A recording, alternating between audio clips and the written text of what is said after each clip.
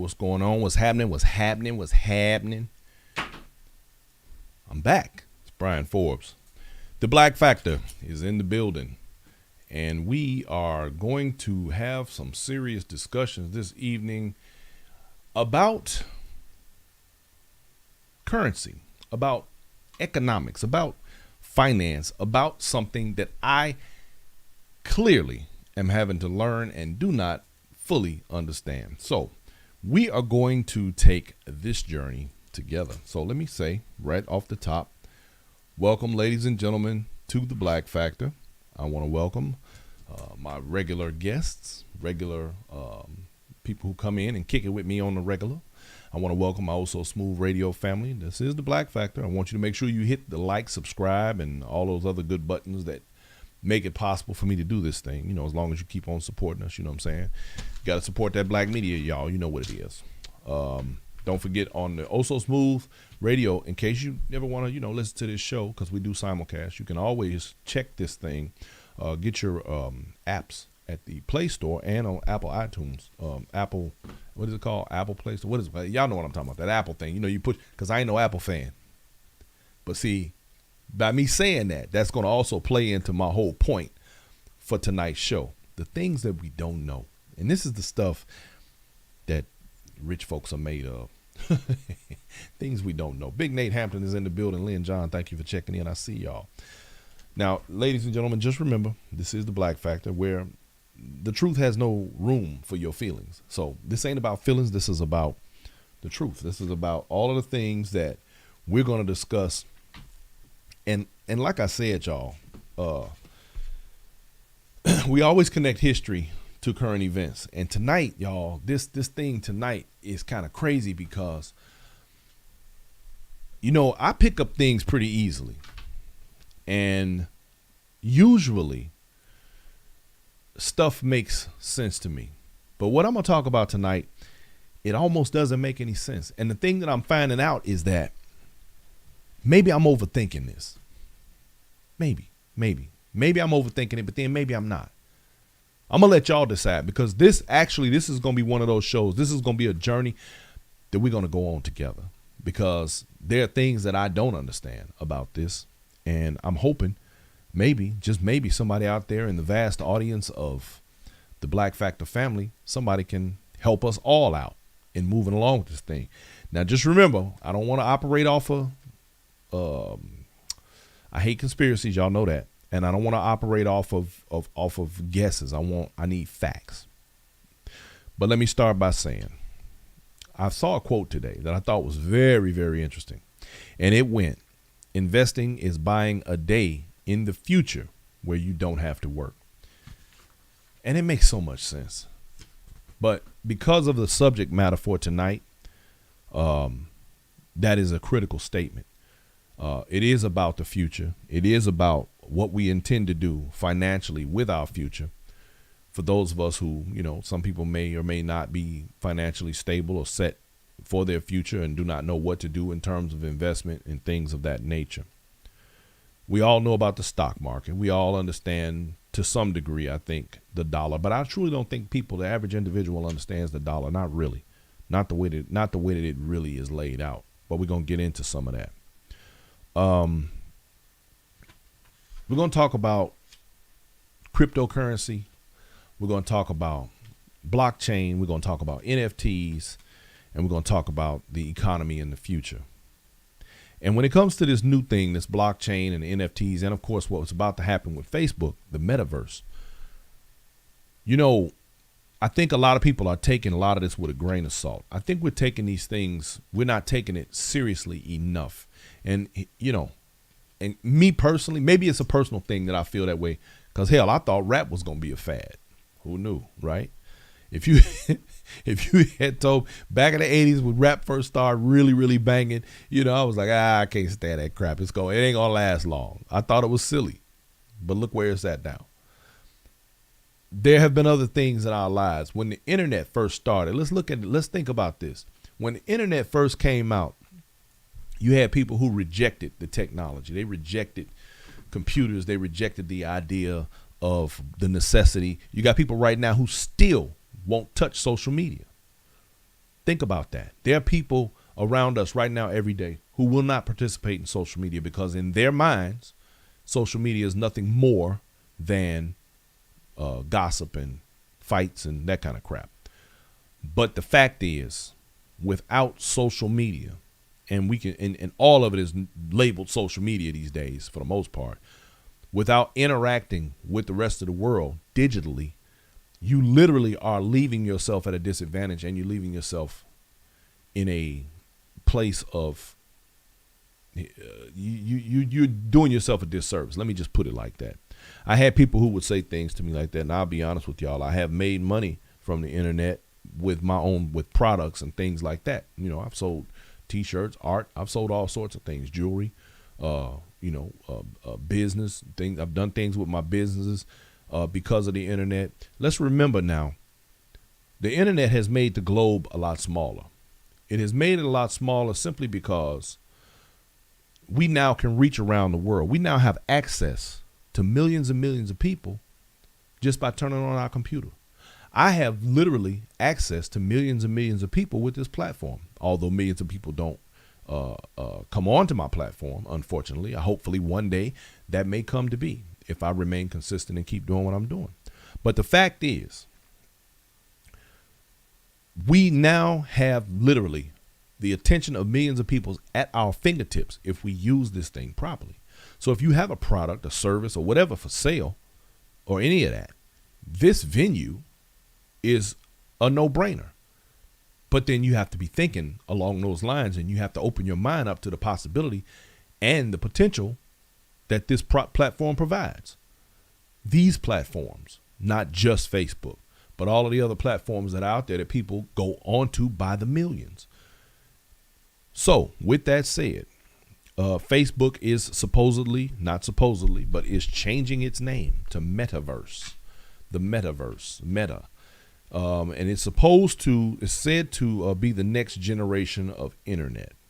It's going to be a virtual environment that will allow people to be present with each other in digital spaces. And I actually saw a picture. I want to say it was from the Zuckerberg clan, where there were people literally sitting at a table, looked like they were playing cards together. And when I say people, I mean, y'all know those little avatars that you make on Facebook where you have people who are caricatures of yourself that look like you. And it seemed as though there were a bunch of them sitting around doing things, talking, playing games, whatever the case may be.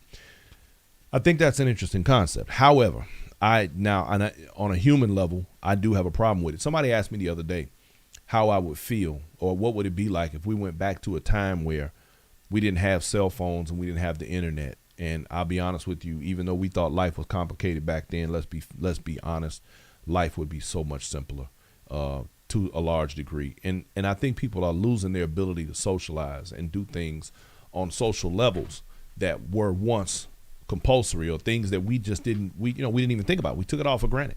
And so now here we are in a world of social media and speaking and talking to people that we would never have come in contact with throughout the globe on a regular and daily basis. So that right there should show you what is coming down the pipe, right? So the first thing I'm going to talk about tonight is where my particular interest lies, and that is in a thing called non-fungible tokens. That is an NFT. Now, that is coupled with a thing called, now y'all remember now, I'm learning this at the same time y'all are. Let me put it like that. I've been interested in this stuff, and I'm trying as hard as I can to wrap my mind around it. And again, maybe I'm overthinking it. I don't know yet. The jury is still out, and I'm still learning. So let's learn this together, y'all.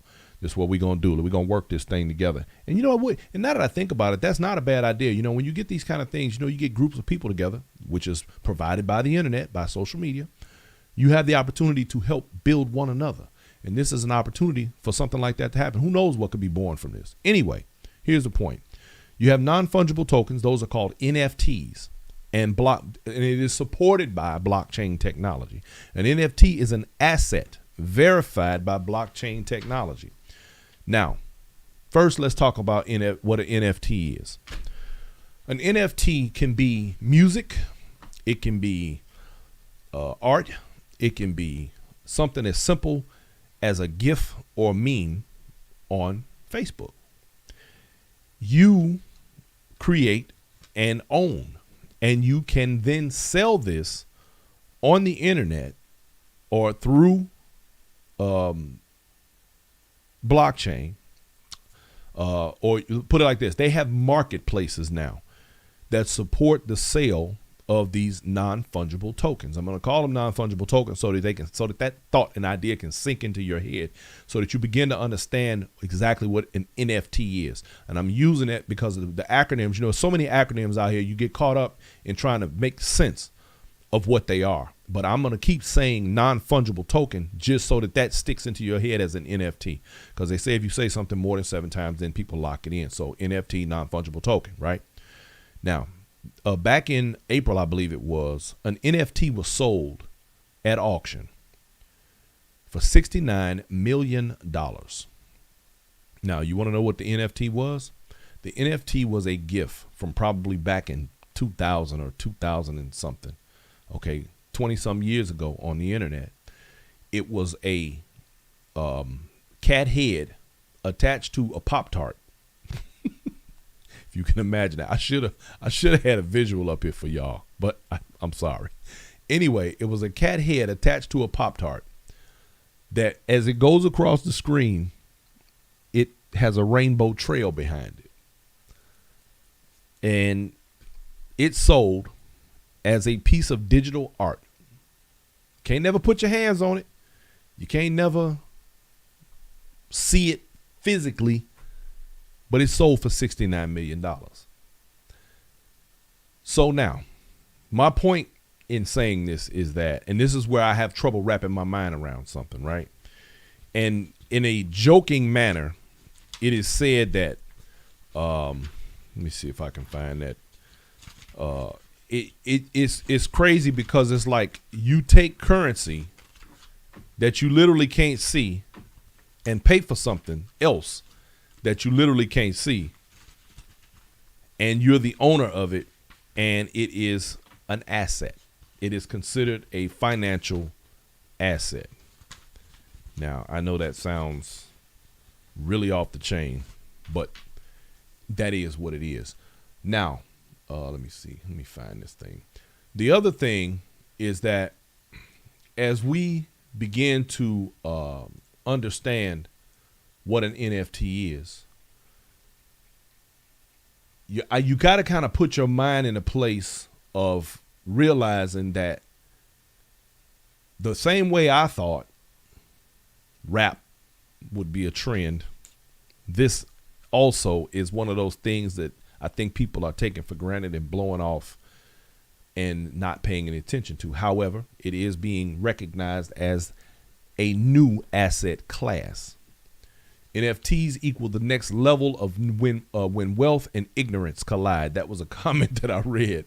So in other words, you got people who got so much money that they buy dumb stuff.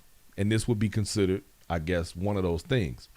People in the 90s, no way people will pay for things that didn't exist. 2021, say hello to the NFT. NFT say like, hold my beer. Okay. So what's happening is that you create a digital product, if you will. And then, and that is referred to as minting. You're minting an NFT. You create a digital product, and then you would list it for sale at, I guess, whatever price same way you would do any art. You feel like, well, it's worth this to me, so this is what I want for it. And you put it out there and you see if people will purchase it. And in that process, usually, not usually, you are paid in cryptocurrency. Now, here's the thing. It is protected. Like, it doesn't have a copyright. It doesn't have any of the stuff that we're accustomed to that protects your intellectual property. But what it is it's verified by blockchain technology. Now, blockchain technology is the same technology that provides you with cryptocurrency. All right. Now, I know y'all are probably, if you're anything like me, you like, what? Wait, I'm trying to figure this out. Okay. So the blockchain technology, right? This is what cryptocurrency is based upon. Now, here's a very important point, and this is something that you must remember. And I'm going to say this again before the show is over. Dennis McCullum said, "Is an NFT depreciable?"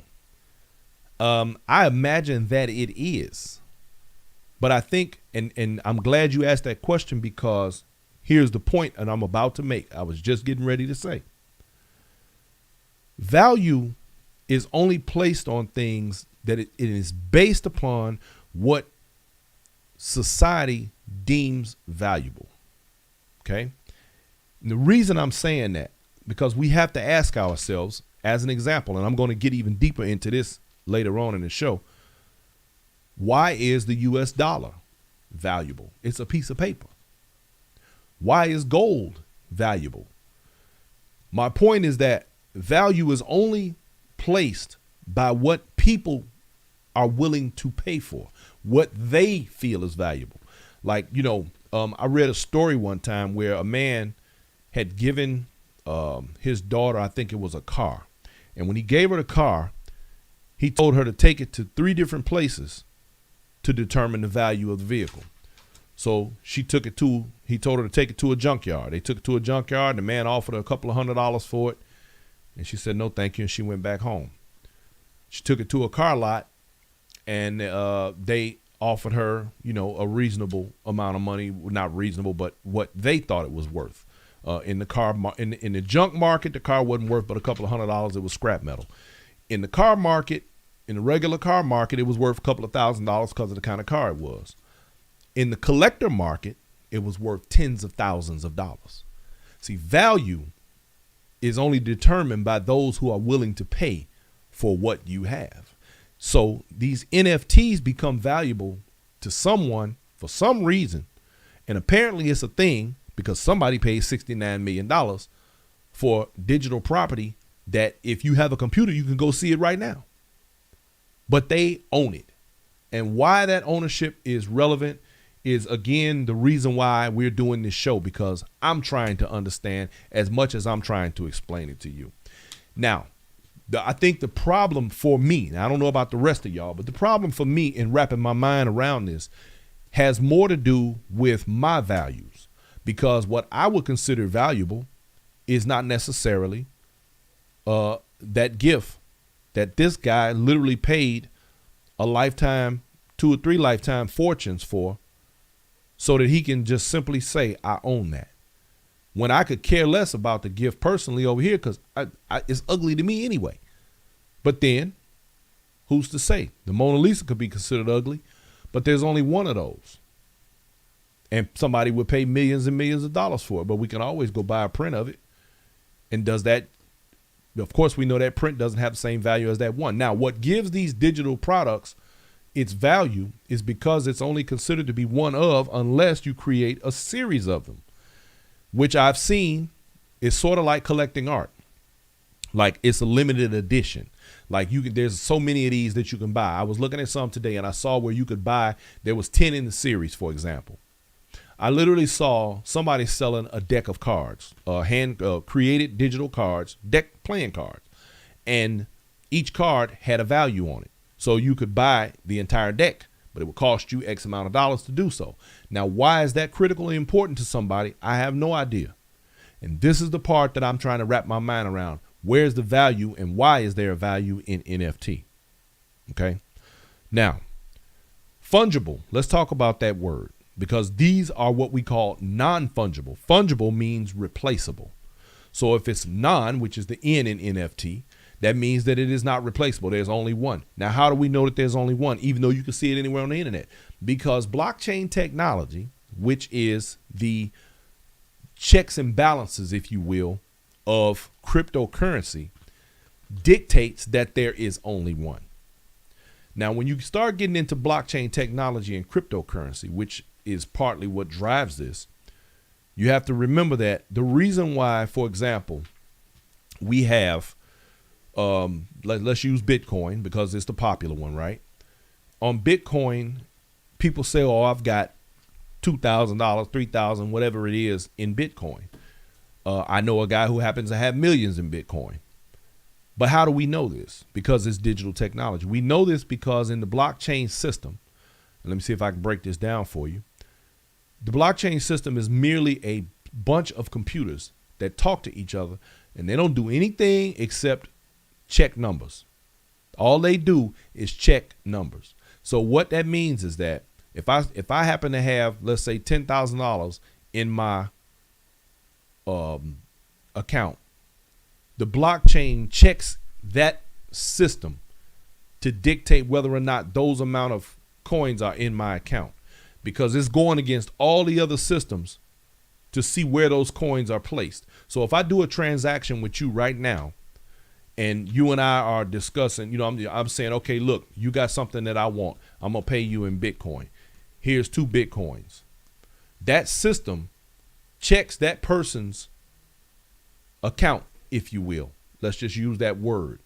Checks checks the entire system, and it says, okay, that person does have 2 Bitcoins in their system.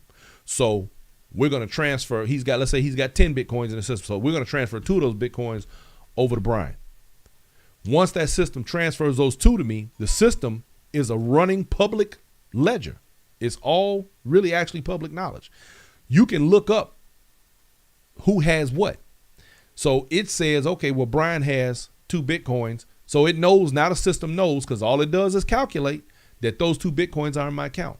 So every time I make a transaction, if I say I'm going to give away one of my Bitcoins, or I'm going to buy something for a Bitcoin, it takes that Bitcoin out of my account and puts it over to somebody else's. And that system then checks to make sure that I have it to give to them, and then it registers it as theirs. So this is a constant system of checks and balances. And in the end, it knows, and it is a self-checking system, sort of, okay? So before, when we did anything, as far as a transaction goes, like say we go to the store, we stick our card in the machine, and we say, well, I want to pay for these groceries, it's $12. That system checks our bank account, and it draws that money from that account and then transfers it to that store's account. So the bank is a middleman. With blockchain, there is no middleman. It basically eliminates the banks. Now, this is where things start to get hairy. And there's a reason why. Because economically speaking, we are operating on a currency system now that we've been operating on for quite some time, before there was digital technology. And it is seemingly slowly coming toward an end. Not just because of this, but for more than one reason, right? Now, when you start to go, let me also not forget, when you create an NFT actually is considered to be a one-off because it digitally shows in the NFT system to be unique. So in other words, somebody couldn't steal that NFT and sell it to somebody else. It would literally, it has its uniqueness based on the numbers in the system, and the same checking system that is used for cryptocurrency is used to check NFTs. So in other words, an NFT theoretically is actually cryptocurrency that you can create yourself, so to speak. See, it's almost, if you create, let's say you created a hot NFT, like if you created a hot piece of art out here in the regular world and you sold it, you literally just painted money. You literally just printed your own money because you transferred that into what we consider hard currency. So a created NFT would also be considered a cryptocurrency of sorts, because it then becomes transferred into cryptocurrency, which of course is then transferable to US dollars and yen and all the other economies around the world.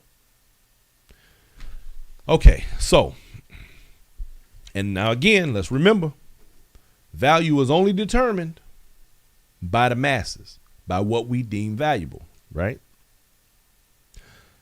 So gold itself was at some point in history determined to be valuable by somebody, by some society. They say, hey, this is what it is. It's this thing is it's valuable. And we're willing to give whatever for it. Now, there was a time when our economy, our dollar, was based on gold, right? But now let's also think about this too in terms of value. Value is also determined by scarcity, lack of availability. Some things are more valuable because there is only one, or because there are only a few. With things like art, antique cars, or something that's sort of a one-of-a-kind item. Now, the U.S. economy, like I said, the U.S. dollar was once based on the gold standard. Now, this is where things are gonna, and this is, understand this. This show today is, I can't even say that I'm educating you. What I can say, and most times I prefer to look at this show as being an educational show, but what I can say about today's show is that I am planting seeds. This is food for thought. These are things for you to wrap your mind around for the future, because you may say later on, man, I heard something about that. Well, I'm telling you about it now. I'm putting it out there so that you, in the future, as opportunities provide themselves for investment, and let's remember that investment is the purchase of days, a day or days that you no longer have to work. So in other words, if you pay double today, you pay your regular bills and you put some aside, you just bought a day in the future. That's what investment is. But I'm saying this because these seeds need to be planted in order that as time moves forward, and it will, provided we ain't pushing up daisies, we will need new and creative ways to support and supplement our life. And this is apparently going to be one. And I don't want to be one of those people who miss out on things. As much as I've been fooling with computers, as long as the home PC has been around, I should have been rich by now, fooling with just that. I should have been able to, this ain't rocket science, but when we overcomplicate things, we tend to not realize that we have a place in this, all of us individually. And so I'm saying this to each and every one of you as a way of making clear that you yourself can easily make your fortune or your future or your kids' future through opportunities like these. This is a ground floor situation. For those of you who are old enough and been around long enough, you remember the dot-com phase. Now, when the dot-com bubble burst, some people lost, but a whole lot of people came away from that thing with a whole lot of money. Not to say that this bubble doesn't blow up and or burst, but it also did not disappear. People are still making money off of it. It's just done in a more moderate fashion. So this is now a thing. It has been born, it's been birthed like the beginning of rap music.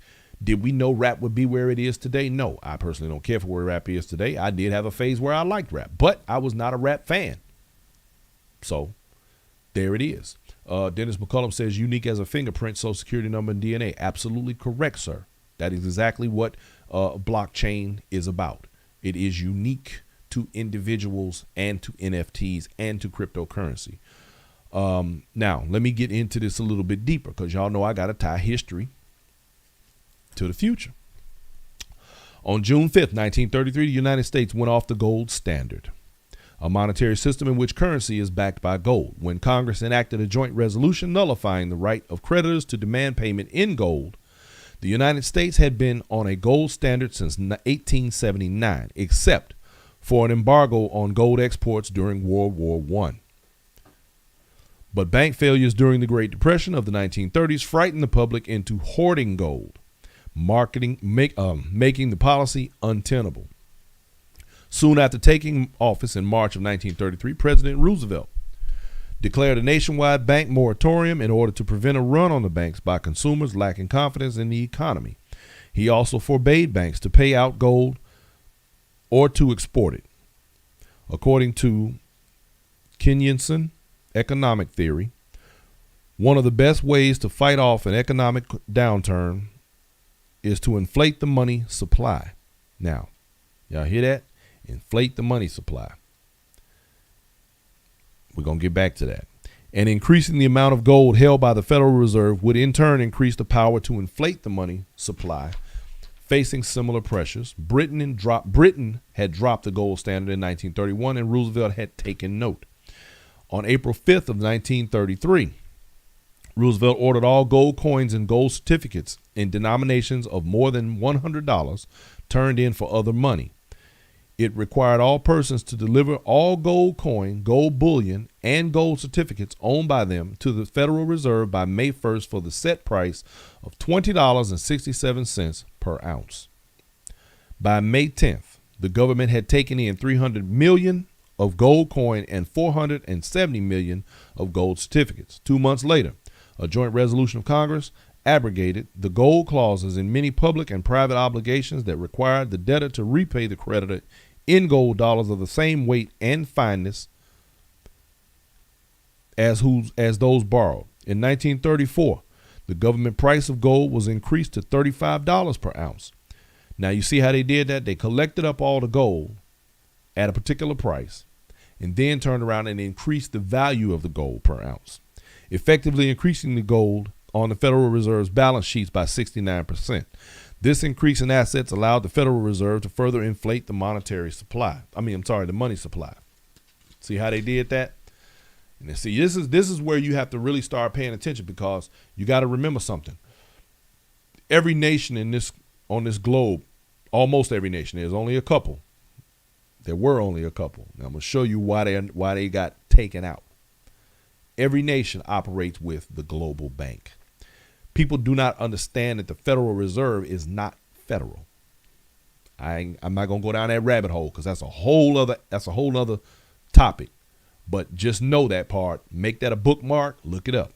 Now, the government held a $35 per ounce price until August 15th of 1971, when Richard Nixon announced that the United States would no longer convert dollars to gold at a fixed value, thus completely abandoning the gold standard in 1974. President Gerald Ford signed legislation that permitted Americans again to own gold bullion. Now, prior to that, between 1933 and 1974, you were not allowed to own gold bullion. Now, what happens to the dollar if we go back to the gold standard, though? Put simply, the gold standard is a monetary system where the value of the country's currency is directly linked to the yellow metal. For example, if the U.S. went back to the gold standard and set the price of gold at $500 per ounce, the value of the dollar would be 1/500th of an ounce of gold. Now, here's where it really gets funky. Y'all remember Muammar Gaddafi? Yeah. Well, in this country, the media would have you to believe that he was some sort of they called him the mad dog. They called him a bunch of things, and they said he was crazy. But I'm ready to tell you the real reason why Muammar Gaddafi was taken out. What was NATO's violent intervention in Libya really about? It was to prevent the creation of an independent hard currency in Africa that would free the continent from economic bondage under the dollar, the IMF, and the French African franc, shaking off the last heavy chains of colonial exploitation. Now let's remember, Libya is in Africa. Libya, and they won't tell you this part. See, this is part of that whole critical race theory, the things they don't want to talk about, especially in the history books.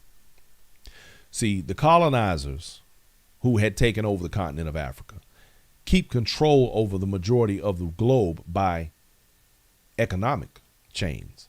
This is why Haiti is still in a shamble. We did that whole show and we talked about the economy of Haiti and why it's that way. Of course, we know France had their hands so deep in their pockets they never recovered, and the United States followed suit. See, now I don't want to go down that rabbit hole. It's another rabbit hole. There's so many of them, and it's all tied together. That's the part that makes it so crazy. Education and medical treatment were free. This is Libya now, under Gaddafi. Education and medical treatment were free. Having a home was considered a human right. Does that not go against everything that they believe in this country? Libyans participated in an original system of local democracy.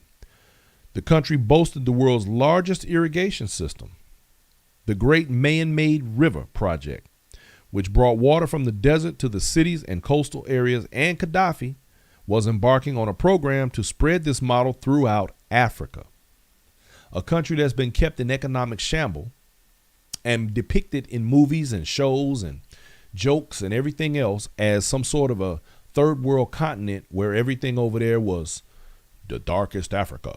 And there's monkeys and people running around in loincloths and that sort of thing. See, this is the depiction they want to give you. However, they don't mention the part about the continent of Africa having the richest mineral deposits on the globe, from diamonds to rubber to the glass, the very glass that you use, that many of you are looking through right now on your cell phones, is the only place you can get it on the continent of Africa, to the gold, to the oil. The list goes on and on and on and on and on. They've been robbing that continent for I don't know how long. Well, Gaddafi created a self-sustaining economy, a self-sustaining state, if you will, within that continent, and was about to spread that in same message, that same application across the entire continent. Gaddafi's threatened attempt to establish an independent African currency was not taken lightly by Western interests. Now, you heard that, right? Now, I'm not telling you what I think. These are facts. Y'all know I only operate in fact on the Black Factor. They were about to, he had already had 2 meetings. They were about to establish an African currency.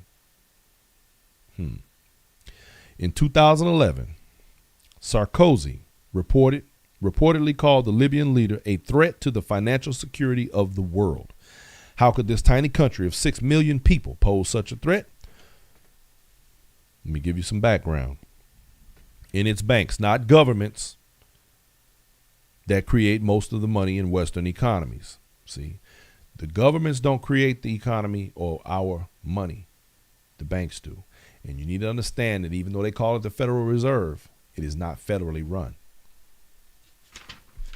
As the Bank of England recently acknowledged, this has been going on for centuries through the process called fractional reserve lending. Originally, the reserves were in gold. In 1933, President Franklin Roosevelt replaced the gold domestically with central bank created reserves, but gold remained the reserve currency internationally. Dennis McCullum says, so Libya was Wakanda. Yes, that's pretty much what that was. And we're going and listen, y'all know I always say on this show, I'm going to say it again. Don't believe nothing you hear me saying right now. Look this up. And y'all's girl, Hillary Clinton, had her hands, and Barack Obama had their hands all the way in this. You remember, Gaddafi got taken out under Obama. In 1944, the International Monetary Fund and the World Bank were created in Bretton Woods, New Hampshire, to unify this bank created money system globally. An IMF ruling said that no paper money would have gold backing. A money supply created privately as debt at interest requires a continual supply of debtors. Now, you hear that? In order for banks to survive, in order for the economy to survive, there must be debtors. This is why we have the credit systems that we operate under daily. Without these credit systems, we don't have the economy that we do. People are able to buy things that they truly cannot afford. Over the next half century, in most developing countries wound up in debt to the IMF. The loans came with strings attached, including structural adjustment policies involving austerity measures and privatization of public assets. Now you see how privatization of public assets, in other words, you had things that belong to countries, belong to cities that people buy up. As an example, in Chicago, a private person, a private company bought all the parking meters in the city. After 1944, the U.S. dollar traded interchangeably with gold as global reserves currency. When the U.S. was no longer able to maintain the dollar's gold backing in the 1970s, it made a deal with OPEC to back the dollar with oil. Y'all heard of a thing called oil bucks? See, this is where it started coming together. Now, just let's remember now, Gaddafi created a situation in Libya and in the African continent that was about to affect the oil buck. This is what created the petrodollar, the oil bucks. Oil would be sold only in U.S. dollars, which would be deposited in Wall Street and other international banks. See? In 2001, dissatisfied with the shrinking value of the dollars that OPEC was getting for its oil, Iraq's Saddam Hussein broke the pact and sold oil in euros. So see, the weakening of the U.S. dollar caused him to look for another opportunity to get money through using a different currency, which pissed off the United States. Because let's remember something. They needed an excuse to get rid of Hussein and Gaddafi. And guess what they did? So you see how this is starting to see how it all ties together? The regime change swiftly followed, accompanied by widespread destruction of the country. Y'all thought that was a coincidence? In Libya, Gaddafi also broke the pact, but he did more than just sell his oil in another currency, as these developments are detailed by blogger Denise Rain. Now think about this. I believe it was Libya and Iraq, who were not controlled by the World Bank. The two countries that did not have their hand or were not owed, they didn't owe the IMF, got destroyed and are now in shambles. Y'all think that was a coincidence? For decades, Libya and other African countries had been attempting to create a Pan-African gold standard. See, none of this is new. This was going on. Libya's al-Gaddafi and other heads of African states had wanted an independent Pan-African hard currency. Under al-Gaddafi's leadership, African nations had convened at least twice for monetary unification. The countries discussed the possibility of using the Libyan dinar and the silver dirham as the only possible money to buy African oil. Until the recent U.S. Nato invasion, the gold dinar was issued by the Central Bank of Libya, CBL. The Libyan bank was 100% state-owned and independent of the World Bank. Foreigners had to go through the CBL to do business with Libya. The Central Bank of Libya issued the dinar using the country's 143.8 tons of gold. Libya's Gaddafi, African Union 2009 chair, conceived and financed a plan to unify the sovereign states of Africa with one gold currency, the United States of Africa. See, y'all see how this is tying together? In 2004, a Pan-African Parliament, 53 nations, laid plans for the African Economic Community with a single gold currency by 2023. Y'all do know that that's been derailed, right?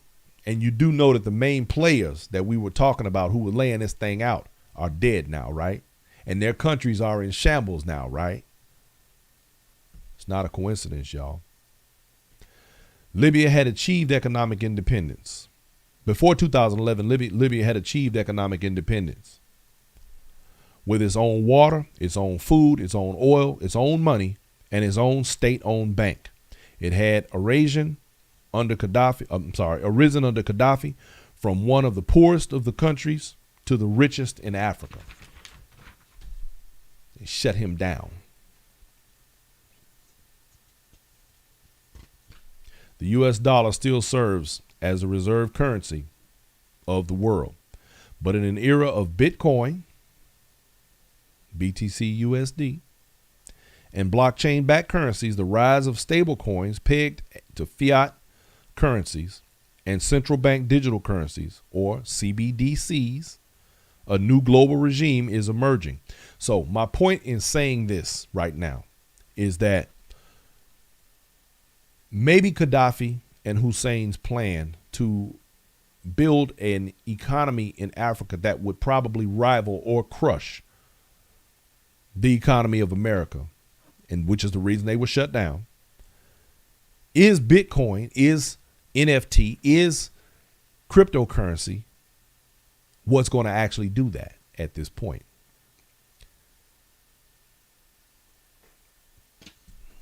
Again, y'all, a new asset class. Now, let's remember, non-fungible tokens, not replaceable. Makes them rare, makes them valuable. NFTs, this is the future. The NFTs have rapidly become the next big thing in cryptocurrencies crossover out of the elusive, anonymous e-wallet dealings and into the more public cultural web sphere. If you've seen any of this news and wondered, okay, so what even is an NFT? You will be needing a brief guide to the emerging form of digital collectibles. I'm telling y'all to do your homework. I'm learning while we're all learning here together. I see my girl Denise on here. Yes, please wake up. Yes, ma'am. You're absolutely on point. She's on it. This is something, y'all, that you must look into. It could be in your very survival into the future. I know that may sound dramatic. It may sound crazy. But I'm telling you what I see coming. And there have been times where I've seen things coming and I didn't pay attention. Not this time. I'm paying attention this time. Now, NFTs make sense from an artistic perspective, basically a digital certificate of authenticity for an art piece. Understand that people like myself who I've been a creator for a very long time, and I have created my own works. And I depend upon my publishing, my physical publishing and printing of my books and my art to make my money.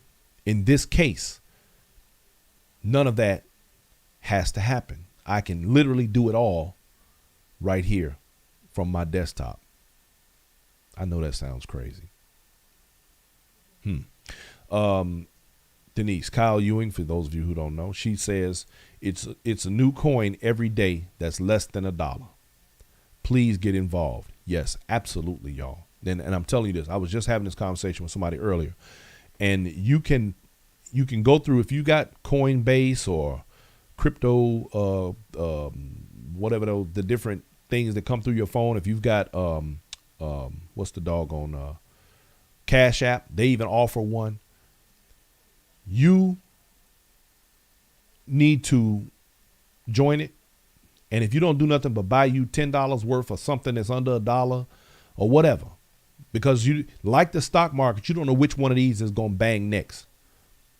I have, my daughter had a boyfriend who literally was mining Bitcoin, and he begged me to get into this thing over 5 years ago. And I, like many things, was like, I don't know about that. He's a millionaire now. And this wasn't even 5 years ago. And I'm sitting here scratching my head because I had every opportunity. I could have took $100 and just dumped it in there and left it and not even thought about it. And I'd be a millionaire right now. Dennis McCullum said Farrakhan knew about this, what Libya was doing. Why wasn't he silenced, or has he? No, he was silenced. See, you have to understand, Dennis, right quick before I get to that, Kyle Ewing is saying that NFTs, the music, artwork, they have a lot of different areas of that. But Dennis, in regard to Minister, you have to understand that Minister went through what I like to refer to as a high-tech lynching.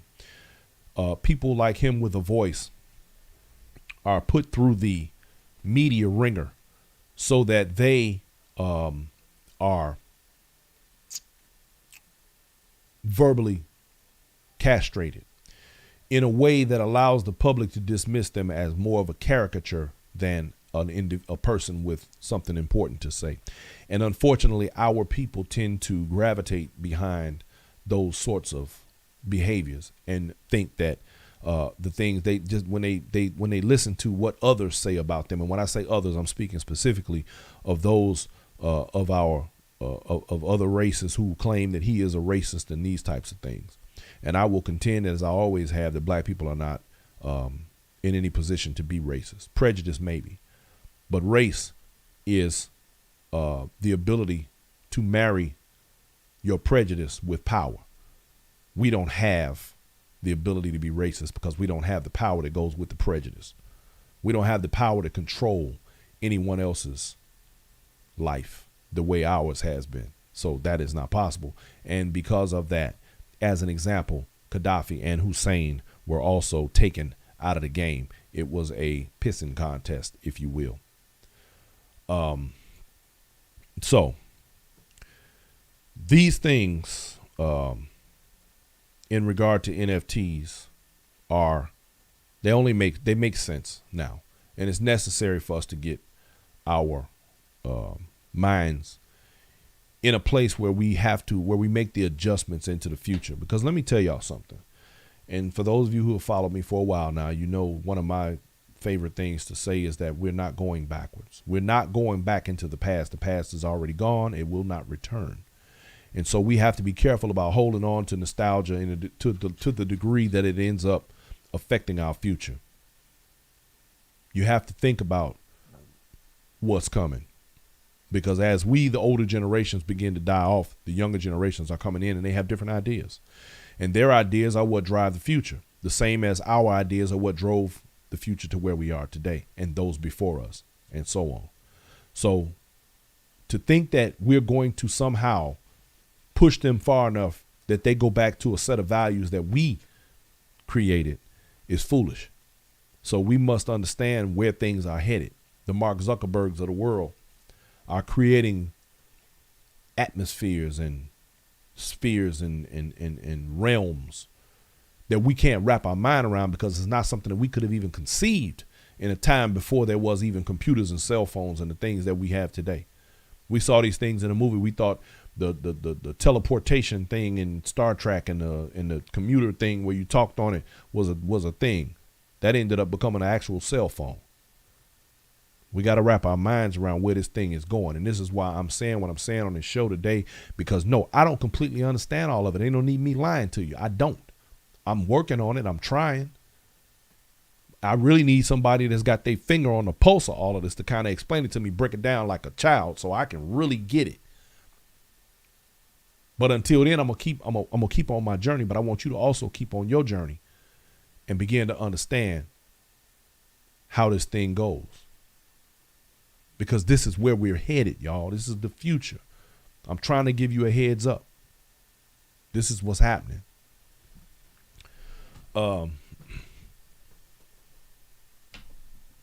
So back to the NFTs.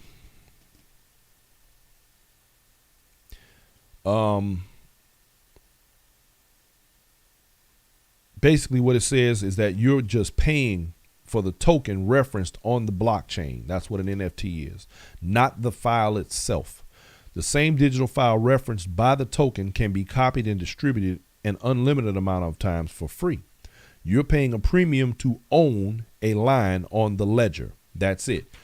And what that means is that regardless of what the silly little thing is that you may buy, or the art piece that you love in a digital format, what you're actually doing is just putting money into the blockchain system that says that you have that money sitting there based on what that is.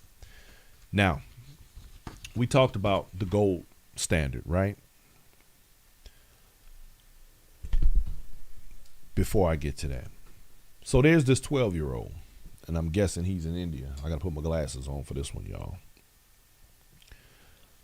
His name is Benjamin Ahmed.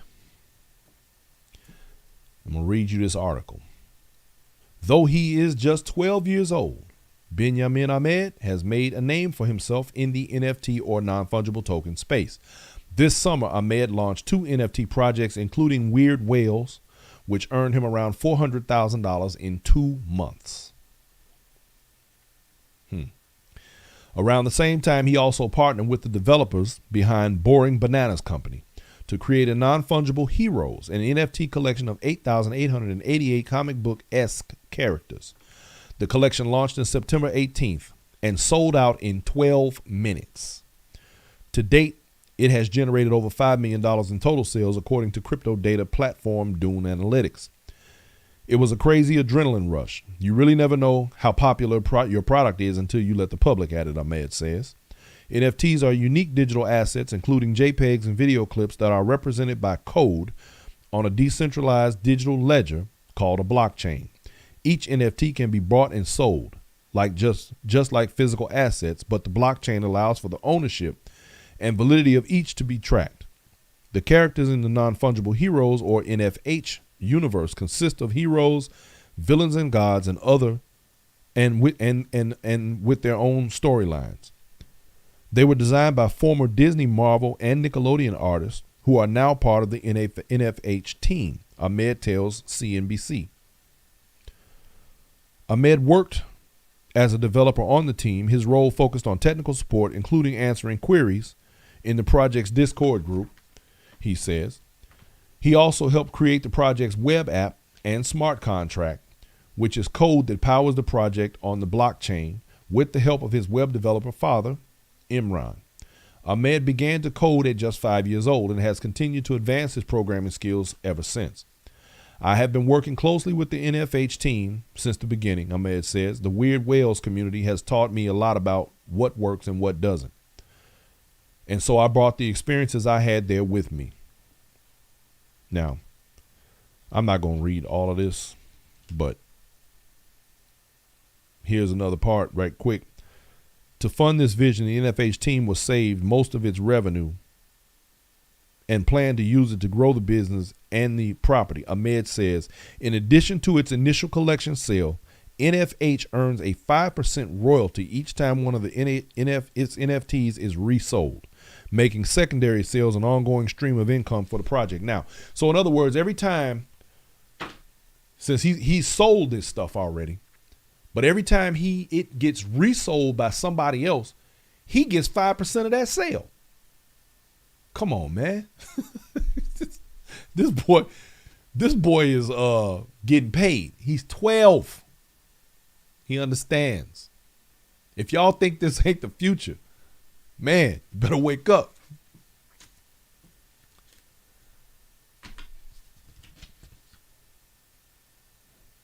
It's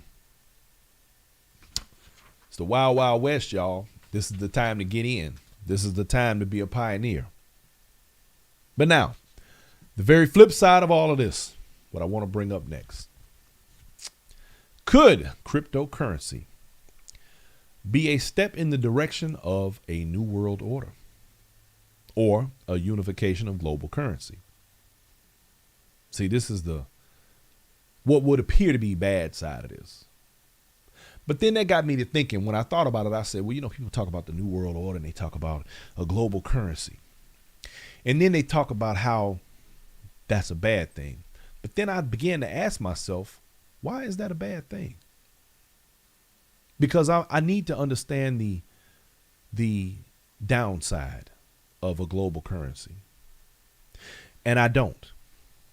I don't, because it would even the playing field from particular individuals who are advancing across the entire, we got a publisher. Oh, okay. Ladies and gentlemen, I have a guest who wants to come on. Let me see if I can get her in here.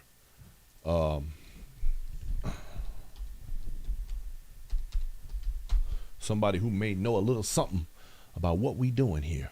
We gonna see if we can get her in here, y'all. Let me see if we can get her on. Let's see here. Hello. Hold on 1 second for me. We're going to bring you on live. There you are. All right. You ready? Here we go. Ladies and gentlemen, I want to introduce you all to my girl, Denise. And she has some things, because we talking about this. Man, I'm getting happy. Are Listen, you? I'm outside the club. I don't even want to go in the club. Because of the subject matter for the day, huh? This is very important for us. Like, listen, whoever's listening right now, the banking system is finna go. It will not be a banking system pretty soon. That part right there. And Keep going. Keep telling it. I'm gonna tell you why. What you guys gotta understand is Bitcoin. First of all, you have to read this particular book, and I was putting it on my page. I cannot say his name right now, but it gives you the understanding of cryptocurrency and how it was made and how it was formed. And I want to say his name oh my God, I will have to send you the link of it. Okay. The link of the guy that actually made this whole coin and everything and this whole system. But this is what it is. Them NFTs, that is the black people reparation. And I'm going to tell you why I say that. I like that. I like what you just said. If I patent Chicago stepping 365 days of the year, I patent it. That's mine. If I say, you know what, I'm going to put it on the NFT. I'll put it on NFT and somebody tell me, okay, I want to buy it from you. I will get paid for the rest of my life. Even if he keeps selling it and keeps selling it and keeps selling it, I'm still going to get paid. Okay. And that's one thing. And with the NFTs, that go for art, music, saying. Right. And we as black people, we make everything. We make a culture. Every culture, everything we have designed, everybody else is getting paid off of it. They culture vultures. Absolutely. I agree. And in fact, I was just looking at some show the other day and they were talking about the top 100 inventions or something. And I said, watch them fail to mention who invented that. I knew who invented it and it was a shame that they didn't. But this is part of that whole critical race theory. The part they don't want is critical erase theory is what it is. They don't want you to know. Yes. So all of that, everything we do right now today, if I say the word fleek, whoever designed the word fleek, if it goes on the NFT, they're going to get paid. That's right. That's right. Right now, Facebook is changing its name to Meta. And they're gonna start taking NFTs. All these banks, Tesla, Chase, especially Chase Manhattan, don't buy crypto, don't buy Bitcoin. They just bought over almost $580 million in Bitcoin. Tesla just bought. Tesla bought so much Bitcoin in one day. One day. Ain't that something? It's real because we missed the thing with Bitcoin. We can never buy one Bitcoin. One Bitcoin is right now today is $65,000. That's what it was on the market. Right. One Bitcoin. So all the people that bought Bitcoin from 2010, 2008, they have one coin. So they make, even if they lose money, they still made it. They're still rich. Right, exactly, and that's why that's what I was just saying. I had an opportunity myself to actually do that, and I didn't. And of course, I'm kicking myself now, but I ain't tripping because I know there's more coming. We as black people, they be like, it's fraud. This not gonna go anywhere, and we miss that beat. But like I said, if people are on Clubhouse, listen, it's a guy named Lamar. I want to say Odom. I think every Monday he does a thing about black people, black millionaire, and Bitcoin. He literally was giving out $10 in Bitcoin to anybody that went on to start them off. Because they're saying we're never going to buy a Bitcoin, but we're buying fractions of it. And everybody needs to have $500 worth of Bitcoin, at least just sitting. Because right now today, the bank is going to go, and I'm going to tell you, and they don't want to go, and they know where it's going because that's why they have made federal regulations for Bitcoin now. Because they this not going to go away. It's getting bigger and bigger. So let me tell you why I say it's scary, and it's dangerous, and it's real life. Number one, the wallet, so say you buy, right now, you could, on Cash App, you could buy Bitcoin on Cash App. Okay. You could transfer, you get when you buy the Bitcoin, when you go to the section of Cash App, they have the Bitcoin. They give you an address. So it's like your account number. You could take that Bitcoin that you bought in Cash App and send it to a wallet. The wallet is your bank. It's nobody over it but you. You can have a hard wallet. You can have a cold wallet. You could take your wallet wherever you want to go. It's on a hard drive. So I can plug it up live in the computer. I can take it out and take it with me. Just think about, okay, what I need the bank for. So you literally are walking around really with your money in your pocket, basically. With your money in your pocket. The government is not over it.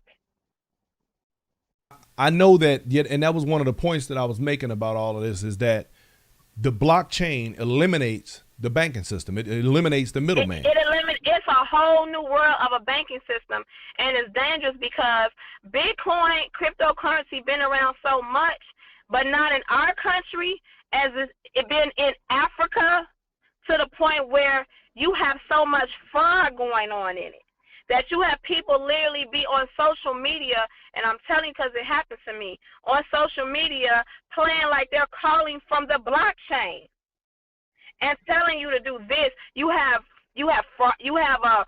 not real coins. It's serious.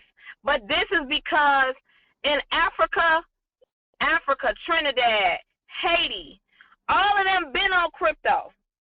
Because you got to think about it.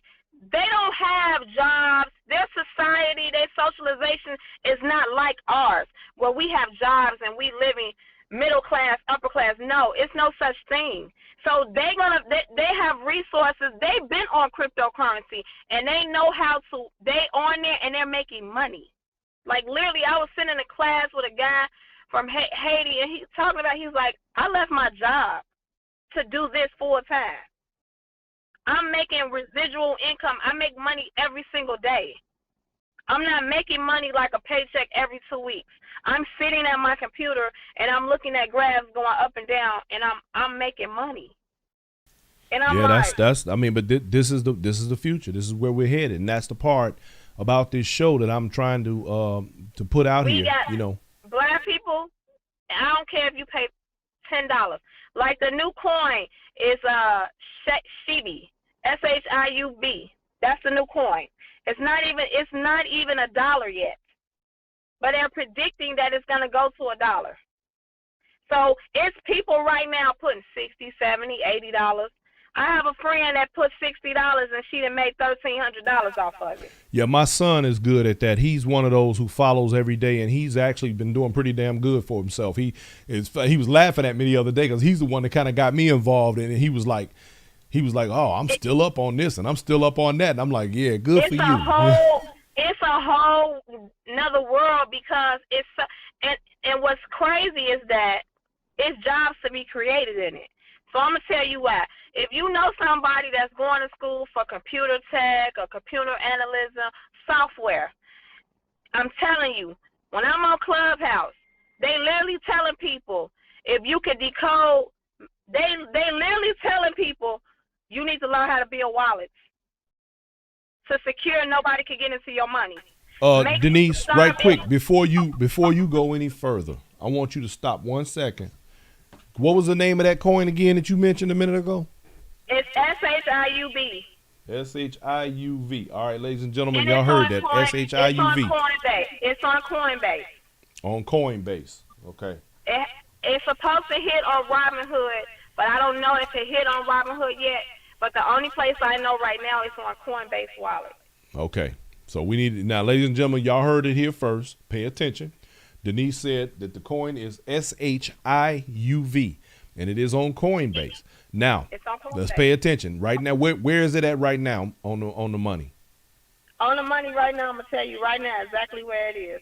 You're going to be like, what? It's literally not even $1 yet. Okay. Let's see where it is right now.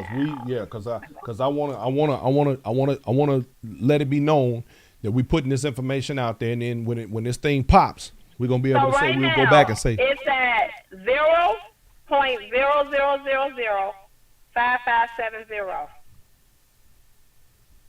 Okay, and y'all. So that ain't even 50 cents right now. Not even 50 cents. So literally, ladies and gentlemen, I think that's like what? Not like a nickel. That ain't even a penny, is it? No. Okay, so now check this out, y'all. So here's the point of what she's saying right now.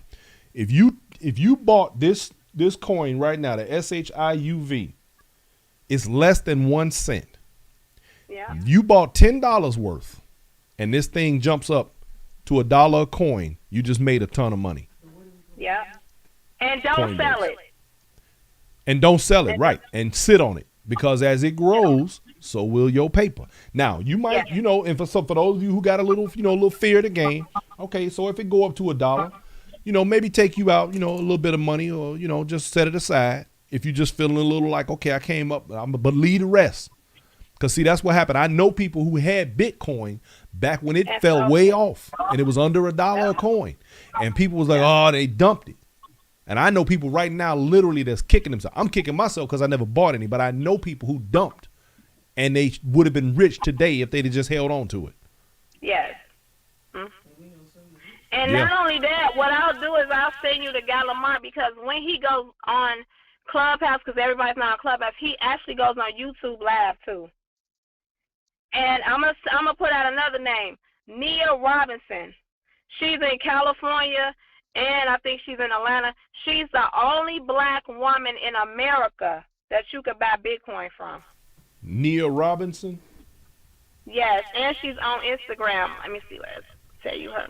Okay. She's the only, like, literally, you can just go and buy crypto from Bitcoin from her. Got it. And she teaches classes on Zoom.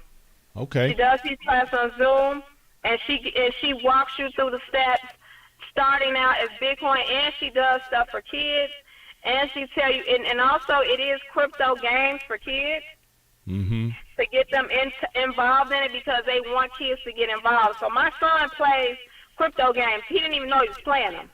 Wow.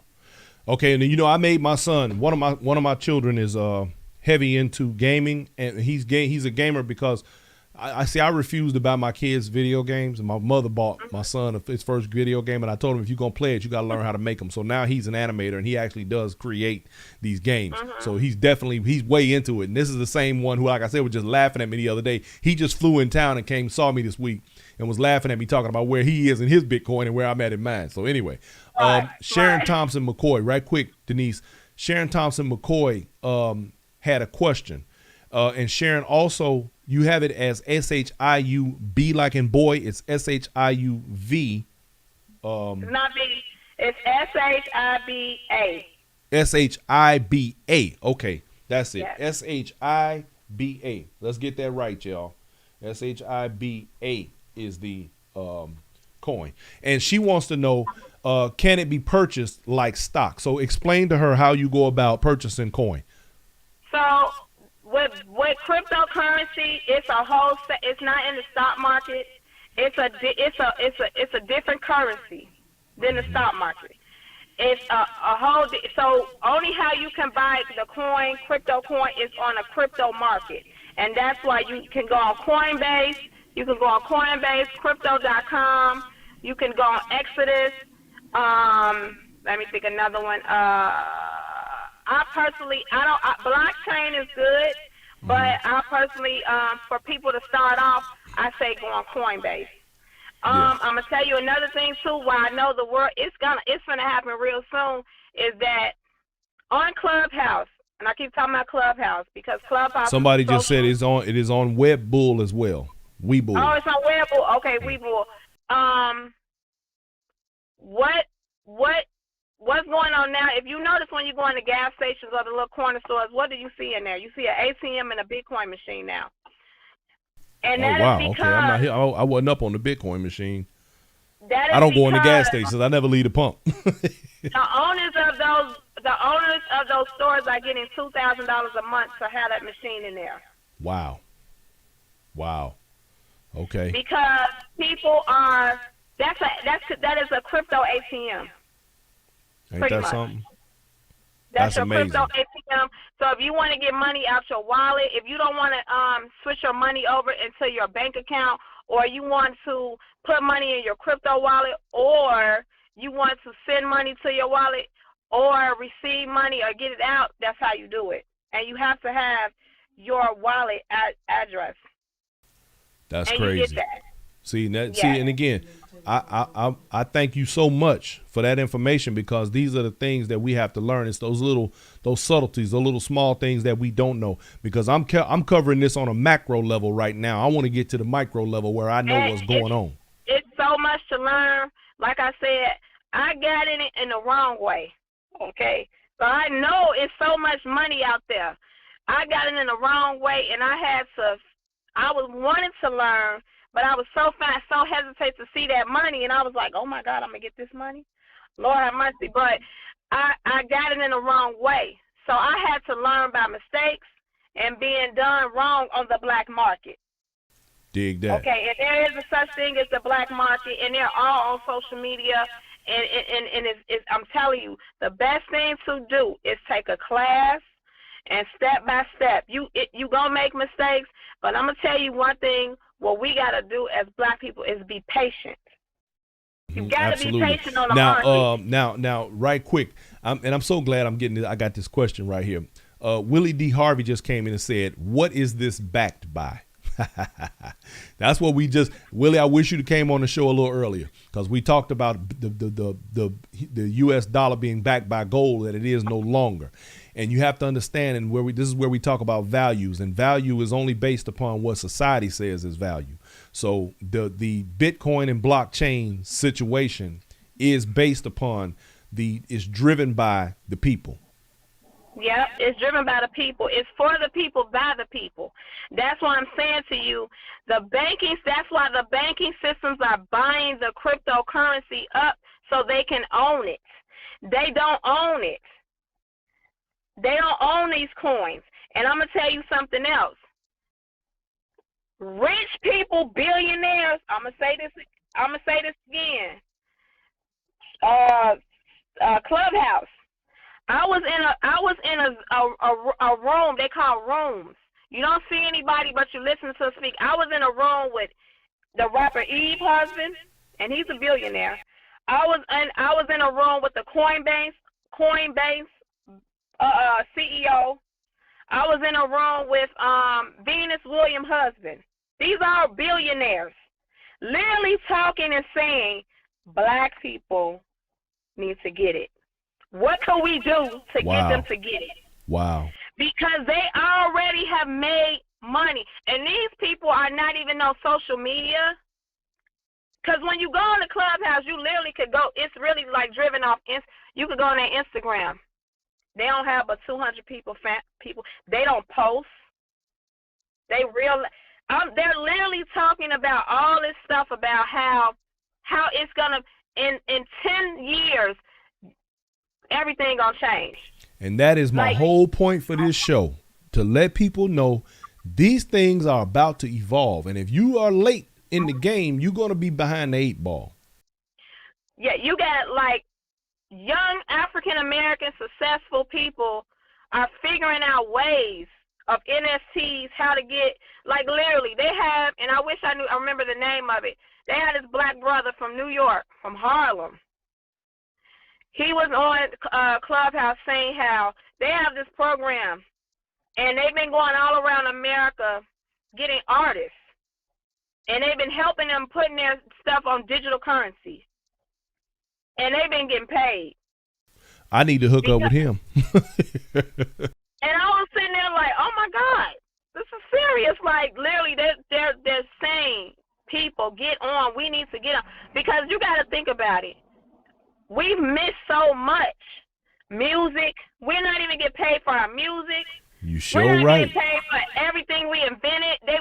We're still in poverty, while people are getting rich off our backs. And all this the is time. the only way that we're going to be able to get paid. Without nobody, not the middleman saying, I got to get my cut. It's all your cut, unless you put the middleman in it. And that's why the middleman, which is the banking industry, is trying to take over. That's why that's why it took so long, because this is how crazy it is. The president of the United States, we hated that man guts. And I don't want to say his name, but that man said, y'all better get some Bitcoin. He told us, y'all better get some Bitcoin. He wouldn't even put no federal laws together. He waited until after he left for them to make laws, regulation laws for us now, because they kept putting it. They kept putting it to the side. Now we're not gonna be worried about this. But they kept saying, "Oh, y'all better do something because these people making money and we missing out on this money that they making. We're gonna tax them. We gotta tax them. If we can't, then it's gonna be fraud, and it's too much money in it to even be fraud. So that's what I'm saying. If we don't wake up, we're gonna miss out. If you $10 a week from your paycheck, if it's your Starbucks money, put it on the market. Learn the market. Get what, like I said, Nia Robinson. I'm actually, I can show you Clubhouse right now. Somebody is talking about cryptocurrency. When I literally was going home, they was talking about the market. And it's different rooms. It's millions of rooms on here. And they're literally saying, did y'all see the market? Crypto, NFTs. And that's a big thing. You can buy your cars off NFTs. It's serious. It's, like the system is changing. And it's scary because it's just like somebody told me a long time ago. It's not going to be a thing about money no more. Your name and your credit is going to be your ID. That's exactly right. That's exactly what's happening. That's how they're going to define who you are. They're literally saying in China, you put somebody's name up, you can see their whole credit score. That's how they're defining you. So that's what I'm saying. Like, people better wake up. And I slowed back on crypto a little bit. I haven't been on it until I saw my girl called me like, hey, it's a coin coming. It's a coin. I just put some money in it, getting this. And I was talking to my friends about it, constantly talking to them. No, it's fraud. I want to see you make some money. I want to see this. I want to do this. Let me see what you make. No, just, I'm telling you, sure enough. Did you get on it? Have you did this? Oh my God. You know how we are. We don't trust nothing and nobody. We want to see somebody else get it first before we try anything. And that's partly we too cautious sometimes. We too cautious. Like, I'm like, but you will go to the store and buy them $100 jeans. What I'm thinking. Won't even bat an eyelash and be right up in there buying it. We'll waste money on something that you don't need, and you take that same $10 and put it on this crypto and mess around and get rich. What I'm thinking, you will spend $1,700 for a bag. You will save up for it. Now you said that. You said that. I know. I do it. Let me figure this out. Put this away. This is gonna be my Christmas gift. No, that shouldn't be your Christmas gift. Your Christmas gift needs to be some crypto. I'm telling you, it's so serious. I'm telling you. Listen, I work for a union. I'm literally out my company today. The brother I don't care about this job. Now I've been talking to. I know him. I don't care. I'm not. I don't think I'm coming back. I could care less. So I'm like, what's going on? He said, man. I said something. He's like, man, I got $48,000 in my wallet right now. See? He opened his wallet up and said, I bought some lithium. Now, lithium was $1. Now, lithium is up there with Bitcoin. Yep. I know. He said, I bought some lithium. He said, I got 3 Bitcoins. 3. I ain't selling my stuff. He said, I got $300,000 on my wallet, like in my portfolio right now. He said, I took the rest of my 401k, I put it in crypto. Ain't that something? He said, and see, this is another thing what people don't know too. They have loans now. You can borrow off crypto. Is that right? So, if like he said today, Denise, if I want to borrow off my crypto, I could do that. And I'm going to pay that money back I borrowed with no interest. He said, but if crypto go up some more and I done made some more money, I could take the money I made and pay the loan off. Ain't that something? I said, what? I was looking at him like, oh my God. Okay, Denise, right quick. Clubhouse is strictly an Apple product, is that right? So I heard heard that they let Android users on. Oh, okay. So, ladies and gentlemen, just for the record, Clubhouse is an app that you can download to your phone. You can potentially go online and get involved in. And it is an opportunity, again, see, this goes back to what I said earlier about social media. See, now, there you go, ladies and gentlemen, look at your screen. Hold on, keep that up right there, Denise, so everybody can see it. That's what the Clubhouse app looks like, and that's where you want to go to get into some of these conversations and find out what you need to know. I don't know enough that that's why. Okay. I'm assuming it's similar to like Sharon Thompson McCoy wants to know, what class do you recommend taking regarding this? Tell her I recommend like taking like, let me go on her page. I read her taking like an introduction class to Bitcoin. Like I say, Nia Robinson, one thing about her, I literally talk to her on Clubhouse. That's what I like about Clubhouse. If the room is not so big, they will take questions. It could be like in there, they gonna answer your questions because they want you to get it. Okay. So Sharon, okay, hold on one second, Denise. Sharon Thompson McCoy, you want to look for a lady by the name of Nia Robinson on she's on Instagram. On Instagram. Go to Instagram, look for Nia Robinson. I think she's on Facebook too. And on Facebook. And she's one of those people who will help you to get into the entry of this. Now, let me also suggest to y'all, because this is where I'm a YouTube fan, because I use YouTube as one of my platforms. Y'all, you go to these YouTube channels. Yes. Type in Bitcoin explained. Not Bitcoin, cryptocurrency explained, NFT explained, and let these people explain to you, or blockchain explain, and let these people kind of give you some insight. And let me give you a forewarning before you even do any of this. It's not going to make sense to you. No, don't even sit there and rack your brain and try and make it make sense.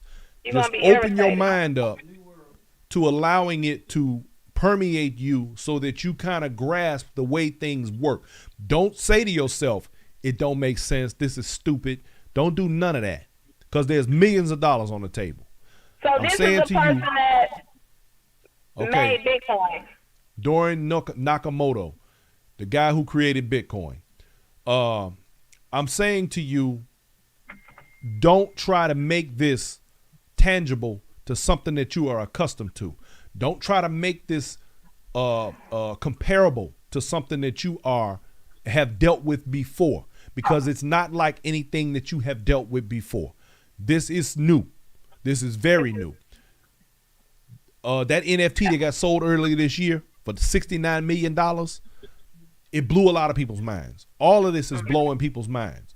The point is, the same way we could not have conceived in 1979 home-based computers that we're sitting at, and I'm broadcasting my own show without having to go through some network and that sort of thing.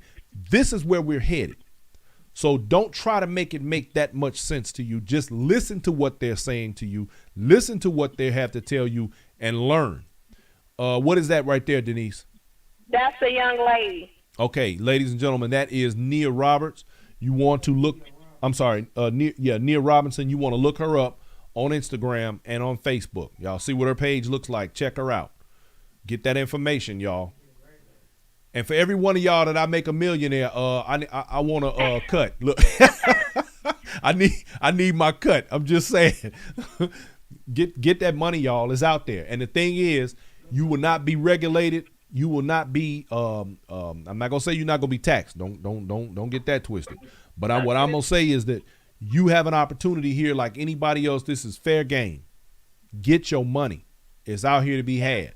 All you got to do is wrap your mind around this concept and what's going on and go with it. If they go on her Instagram page, she has like a free virtual class. Like she'll start off, like it'll explain a little bit to you. Because like she has her own blockchain pretty much, her own wallet. Like you can buy Bitcoin from her. Okay. Literally. Like literally you can. And she really explains it very, very well. Got it. Like, and this is her goal is to only, I ain't gonna say only work with black people, but she's trying to go to teach as many African American people about blockchain, crypto, coins. It is so many different kind of coins. So many coins. Yes, there are. And I know that because I have a hard time when I'm looking at them. I'd be trying to figure out. It's almost like trying to buy a lottery ticket. There's so many of them up there. You're trying to figure out which one gonna hit. Like, which one gonna hit? Like, which one should I do? You know, like Doji. Everybody went crazy on Doji. Right. Like, that was a coin that everybody, and it was made being for stupid. This is what I'm saying. This is the thing. I can make up a coin. Mm-hmm. You know what I'm saying? And call it 365 coin. You know what I'm saying? And it could be something silly. Doji was a coin made out of some stupid white people. I'm just keeping it real. Stupid boys that Well, but now wait a minute now. Hold on. The only thing I'm gonna say one thing about that though. That particular coin, I'm gonna say this. Elon Musk has his hands in it. So, yes, he does. So I'm not getting ready. What I'm gonna say about that particular coin is a lot of people jumped on it and it was a big fad and a trend. A lot of people jumped in and they jumped out. But now let me say this much. There's something coming down the pipe with Dogecoin. Do not get confused. If you got a few dollars to lead there, put it there and let it sit. Buy low, sell high, or don't sell at all. But my point is, Dogecoin has a trajectory to be that next one. So if you're on Clubhouse, their club is called, they have clubs on Clubhouse. It's called, let me go back to it. It's called the Black Bitcoin Billionaires. Okay. And like I said, I want to say it used to be Mondays. They used to go live on YouTube, and they will have a certain time of the day on Clubhouse that they'll be on there talking and just explaining everything. And like you said, Ray, it's so much. Your head will be hurt. Like, it's so much information.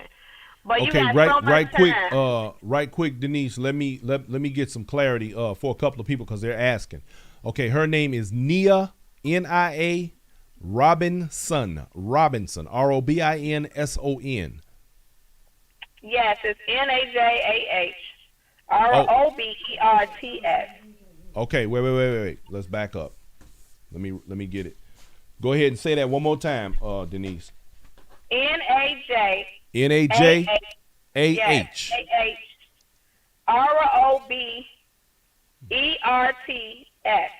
Okay. Roberts.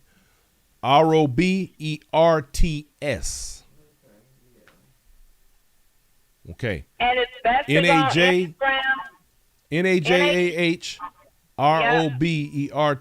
Okay. Yes. Virtual Underground Road. Virtual Underground Railroad? Is that it? Okay, yes. Virtual Underground Railroad, y'all. And okay, and if you see by her name on Instagram, she got the crypto blockchain plug, and then Israel Wilson. All these people you should be following because they're in a group, and they literally they whole message. I'm talking about they literally have like black athletes coming on there. Like what's the guy named Ron Harper? He stays on there with them, like literally, cause he like literally his goal is to talk to us. Like, we got to get involved, and they're scared. They're so scared because they're seeing, they're hearing what we're not hearing, and they know what's gonna happen. So they literally like okay, this guy named Israel Jackson. That's another guy. Okay. Israel Jackson. He made a book by the name of Bitcoin and Black America. Very good book. Okay, Bitcoin and Black America, y'all. That's the book. My man Mark A. Alexander on here says he's been watching and listening. My man, get your money, player. This is the future, y'all. This is where we're headed. This is what's happening.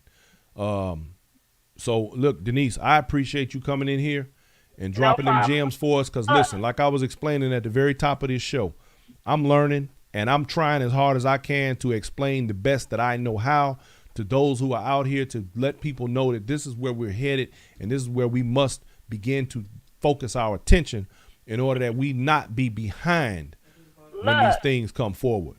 You can have a set and only accept Bitcoin or cryptocurrency at your set. And that's no money. Everything will be on a Q code and it'll be going to your wallet. Wow.